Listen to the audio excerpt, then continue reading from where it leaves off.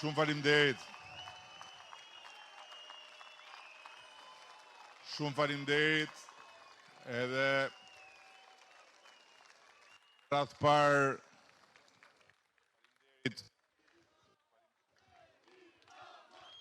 në radh parë faleminderit. Faleminderit. Në radh parë faleminderit pa përjashtim që të gjithë atyre që kanë qëndruar dhe janë akoma në këmbë. Realisht e çmoj shumë, por ma hamendja që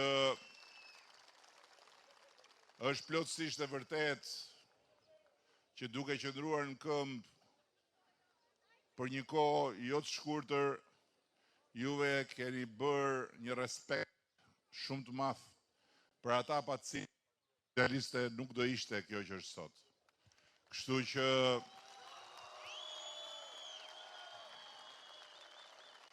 shumë faleminderit. Dhe ndërkohë, kur doli këtu në skenë shoku Sokrat, unë zgjidha me vete një dilemë që e kam prej shumë kohësh.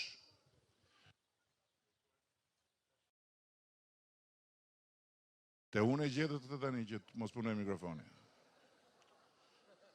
Ha?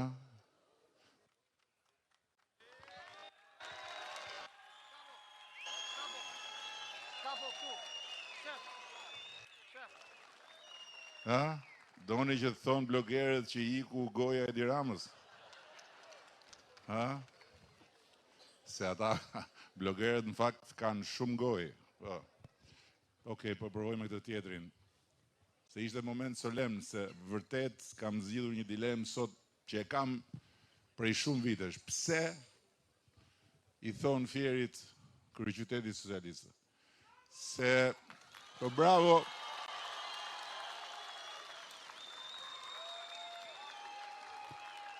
bravo për çfarë, se unë se kam thënë pse. Por sot e zgjidha, se dakord Fieri voton Partinë Socialiste, por nuk është vetëm Fieri që voton Partinë Socialiste, ka shumë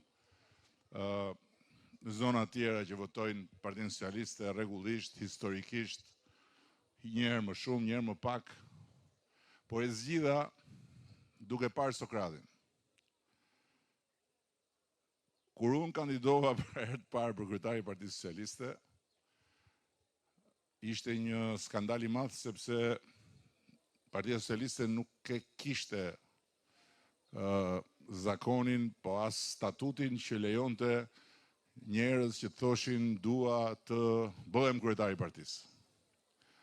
Dhe plus kësaj ishte një skandal i madh sepse në ndërkohë unë isha kryetari i Bashkisë Tiranës,